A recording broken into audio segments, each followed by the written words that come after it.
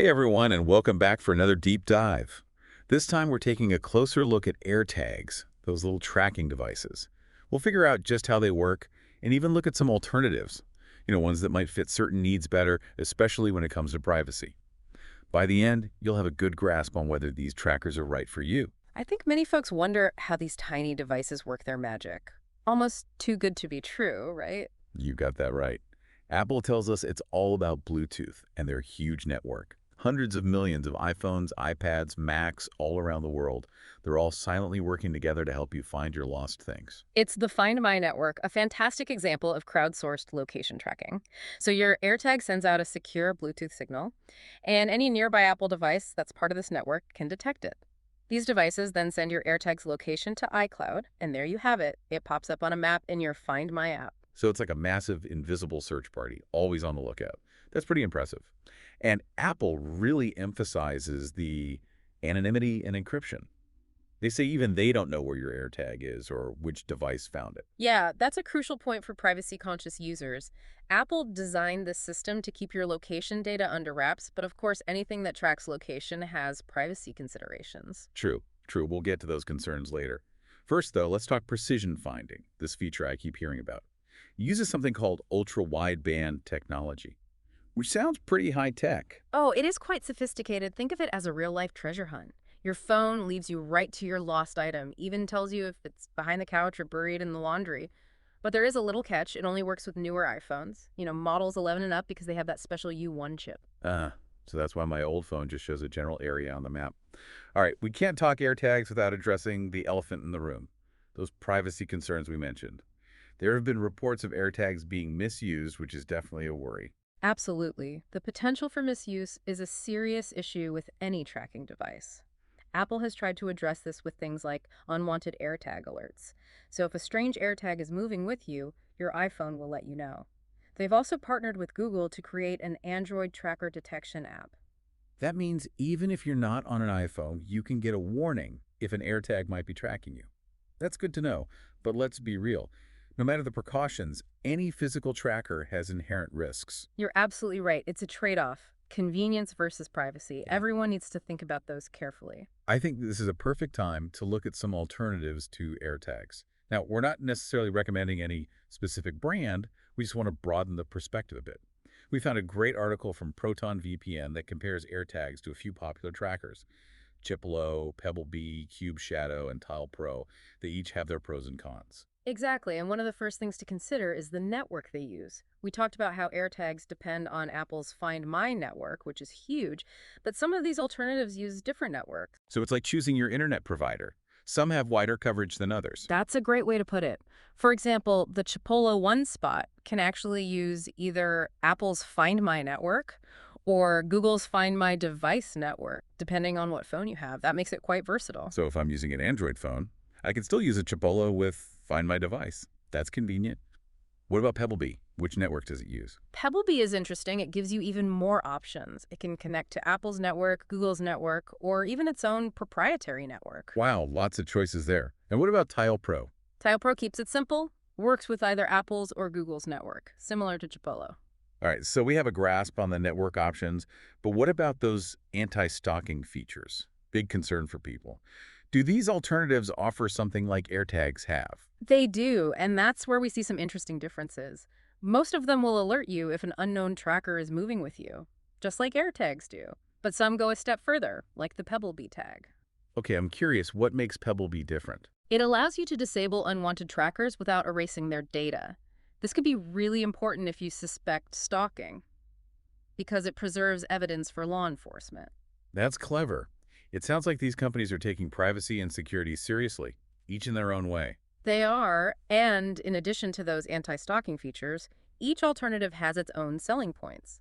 Chipolo, for instance, is known for its super loud ringtone, up to 120 decibels. Wow, that's louder than a rock concert. You definitely hear that, even if your keys were lost in a mountain of clothes. What about the others? What are their standout features? Well, as we said, Pebblebee lets you disable a tracker without wiping its data, which is unique. And then there's Tile Pro with its anti-theft mode. It makes the tile invisible to the scan and secure feature, basically untraceable. Wait, so someone could use that to hide a tile from detection? Seems like it could be misused. You're right, it's a double-edged sword. Could be good for protecting your things from theft, but there's also the risk of misuse. Good point. So we've covered networks, anti-stalking features, and some unique selling points. But I'm curious about data collection and privacy policies. What kind of information are these companies gathering, and what are they doing with it? Excellent question, and that's where things get a bit tricky. Fortunately, the Proton VPN article we're looking at digs into those details. Should we explore that further? Absolutely, I think our listeners would agree. Data privacy is a huge deal these days. Let's unravel this data mystery. It's like peeling back the layers of an onion. We see all these neat features and convenient options, but underneath there's this whole world of data collection and privacy policies. Exactly. It's like they're keeping these detailed diaries on everything we do with these trackers. Makes you wonder, do they really need all that info? What's even in these data diaries? Well, it depends on the company, but generally they collect stuff like your personal info, your name, email, maybe even your phone number and shipping address. If you bought it directly from them, that is. Okay, that makes sense. They need some basic info for orders and all that. But what else are they keeping track of? They also collect device info, like unique device IDs, your IP address, what phone model you have, stuff like that. Some even collect location data, not just from the tracker, but your phone too. And then there's usage data, how and how often you use their services, the dates and times of your requests, things like that. Wow, sounds like they know more about us than our closest friends. It's a bit unnerving, to be honest. I understand that feeling. And that's why it's important to know how this data is handled. The good news is most companies encrypt your data when it's being sent, and they store it on secure servers. But the level of encryption and who can access it, that can vary quite a bit. So even if my data is encrypted, someone could still potentially see it. That's a little worrisome. That's why it's so important to read those privacy policies. And pay attention to the app's privacy settings. It can be a bit tedious, I know, but it's worth it. You're telling me. Sometimes it feels like deciphering a secret code. But I guess we need to know what we're signing up for, right? So what do these companies actually do with all this data? Are they selling it to advertisers? Some companies, like Chiplo, say they share data with third-party service providers, but they claim they don't sell it directly. Others are a bit more vague about their data sharing. Tile, for example, explicitly states they don't sell your data to third parties. Okay, that sounds somewhat promising. But hold on, didn't Tile have a data breach recently? You're right, they did.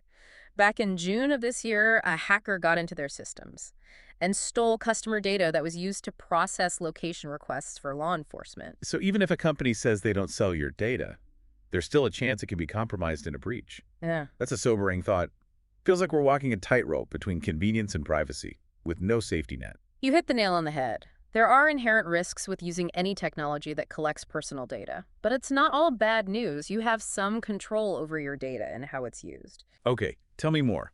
What can we do to protect our privacy while still enjoying the convenience of these trackers? First off, be mindful of the information you give these companies. Do you really need to give them your home address or phone number?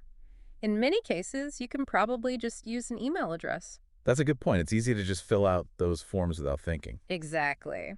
And speaking of clicking through things, make sure you actually read those privacy policies.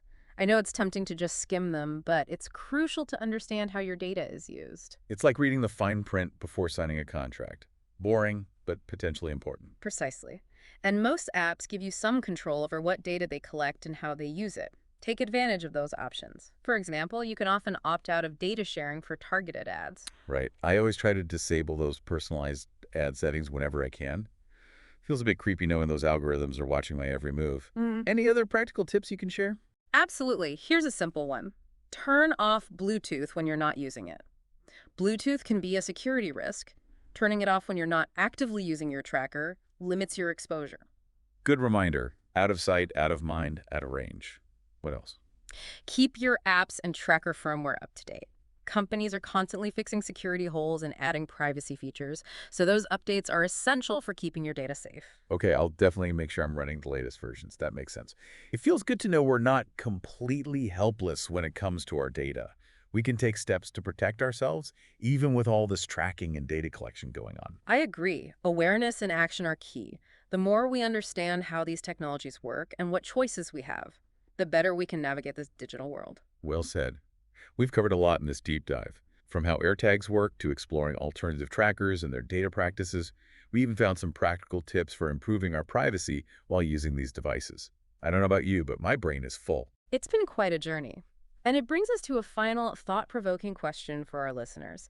In a world that's more and more reliant on location tracking, what are the trade-offs between convenience and privacy that we are comfortable with? Wow, that's a big one. It really makes you think about the choices we make daily and how those choices impact our privacy. It's a conversation we need to be having, both with ourselves and with others. Yeah, it's like we're always weighing those benefits against the risks. We want the convenience, but we also want to protect our privacy. Finding that balance is tough. It really is. But as we've talked about, knowledge is power. The more we know about how these technologies work and what they could mean for us, the better decisions we can make. Exactly. We can't just ignore these issues and pretend they don't exist. We have to be informed and take action. Couldn't agree more. And remember those practical tips we discussed. Being careful about the info you share, really reading those privacy policies, turning off Bluetooth when you don't need it, and keeping your apps and firmware updated. They may seem small, but they can make a real difference. It's like having little shields to protect ourselves in the digital world. Every little bit helps. Exactly. And don't be afraid to ask questions, do your research, and push for stronger privacy protections. Great advice. We as consumers have more power than we think. Well, I want to thank you for taking us on this deep dive into AirTags and other trackers. It's been super insightful. My pleasure. These are important conversations to have. And a big thanks to all our listeners for joining us today.